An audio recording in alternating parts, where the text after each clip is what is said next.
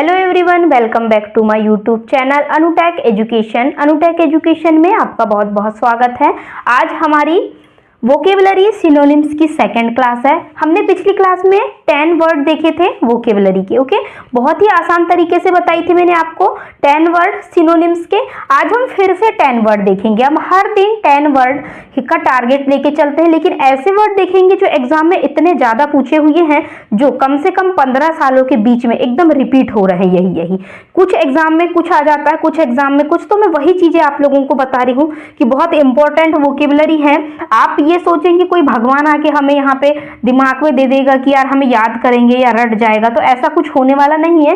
Vocabulary अथाह सागर है, हमें इसे धीरे धीरे धीरे धीरे करके 10-10 वर्डों से हमें इसे याद करना ही पड़ेगा, क्योंकि आजकल एग्जाम में कुछ भी पूछ लिया जाता है। ओके, तो हम देखेंगे सबसे पहला सुपरसीलियस। सुपरसीलियस का मतलब होता क्या है? इसका मतलब होता है घमंडी। ओके, जो घमंडी लोग रहते हैं ना, जो स्टाइल मारते हैं कि नहीं हमें तो बहुत गर्मी लग रही है, हम तो बहुत रिच हैं, या बोलने में स्टाइल मार के बोलेंगे, तो इस टाइप के लोगों को हम लोग बोलते हैं सुपरसीलियस। ओके, इसका मतलब होता है घमंडी। और हम इसको और क्या क्या बोल सकते हैं? तो हम इसको बोलते हैं पॉम्पस।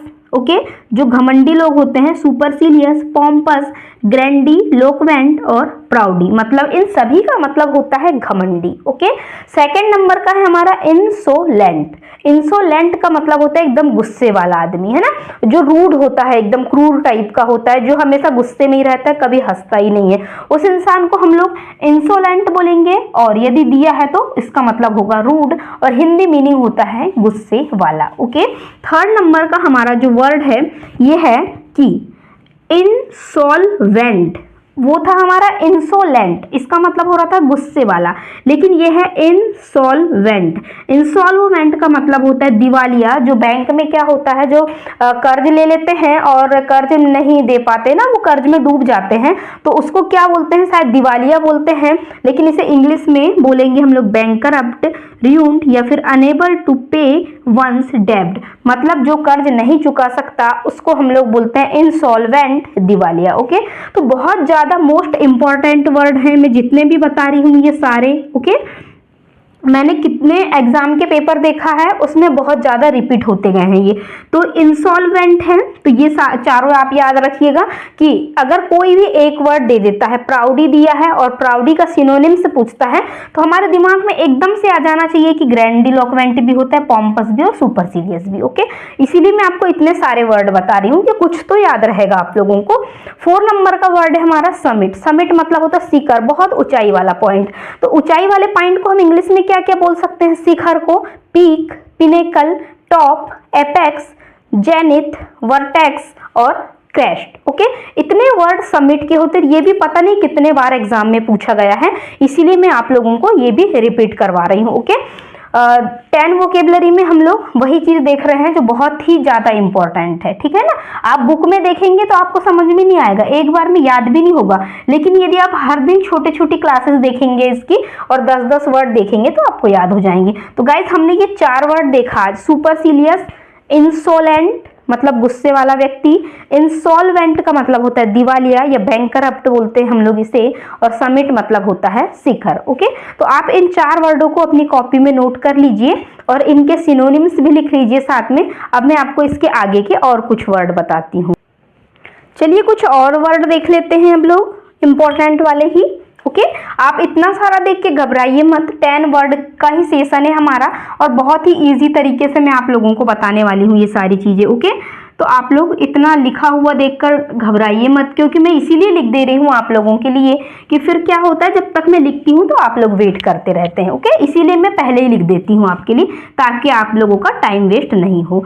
हमारा 5 नंबर का जो वर्ड है सिनोनिम वो है ऑडाशियस। ऑडाशियस का मतलब होता है निडर। ओके, मतलब जिसको बिल्कुल डर ही नहीं रहता, अड़ा रहता है वो अपने उस पर, बिल्कुल निडर आदमी। तो हम लोग इसको और क्या क्या बोलते हैं? इसको हम बोलते हैं बोल्ड, डेयरिंग, डेसिंग, कॉन्फिडेंट और फियरलेस। मतलब बिल्कुल भयमुक्त आदमी बोलते हैं ना, फियरलेस, जिसको किसी भी चीज का डर नहीं लगता, उसके सामने भूत भी आ जाएगी ना तो भी उसे डर नहीं लगेगा।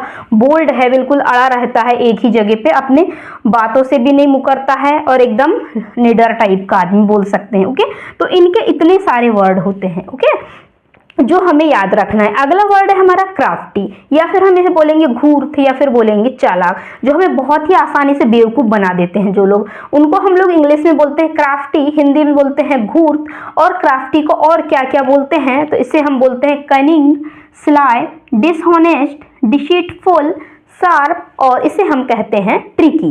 इतने सारे वर्डों में से कोई भी एक वर्ड आपको दिया रहेगा और उसका सिनोनिम बताना पड़ेगा। या तो आपको डिसऑनेस्ट लिखा मिल जाएगा और कहेगा कि आप इसका सिनोनिम बताइए, ओके, क्योंकि कंपटीशन एग्जाम में यही सारी चीजें पूछी जाती हैं।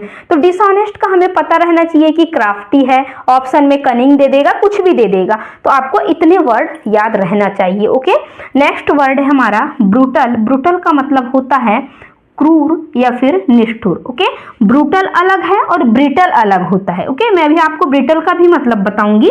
ब्रूटल मतलब होता है क्रूर और निष्ठुर टाइप का आदमी, जिसको बिल्कुल दया होती नहीं, किसी निर्दयी टाइप का, उसको हम ब्रूटल मतलब क्रूर और निष्ठुर हुआ। इसमें किसी के एकदम निर्दयी टाइप का आदमी, इसको हम क्या क्या बोलेंगे अब, cruel, merciless, savage, barbaric, murderous और वीक्ड।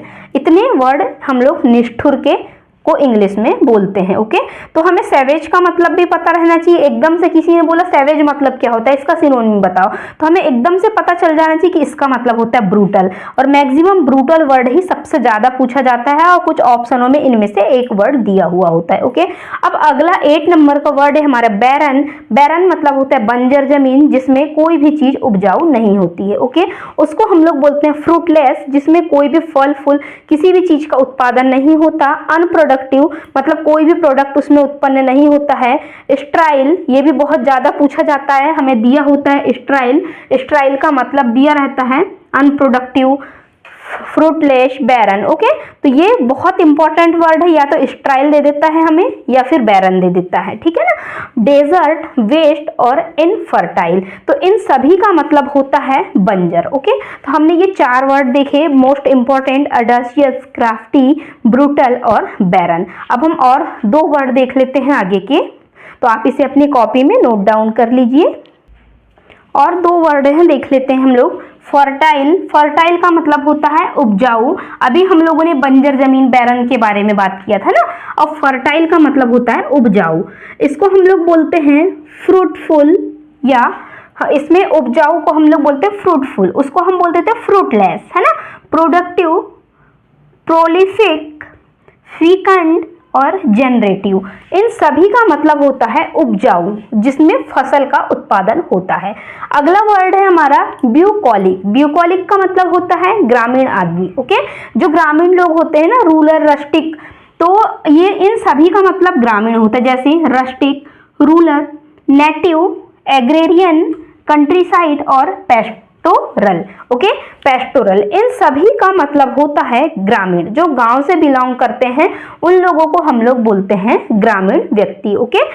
और फर्टाइल का मतलब होता है उपजाऊ। तो गाइस, हमने इस प्रकार बहुत ही इंपॉर्टेंट 10 वर्ड आज भी देखा, बहुत ही आसान तरीके से देखा। और यदि आप 10-10 की सीरीज कंप्लीट करेंगे ना, तो आपको बहुत ज्यादा वोकेब आपकी कवर हो जाएगी। मैं आपको बहुत एक ट्रिक के माध्यम से और बहुत अच्छे ही ये लेके आई हूँ सेलेक्ट करके आपके लिए सिनोनिम्स।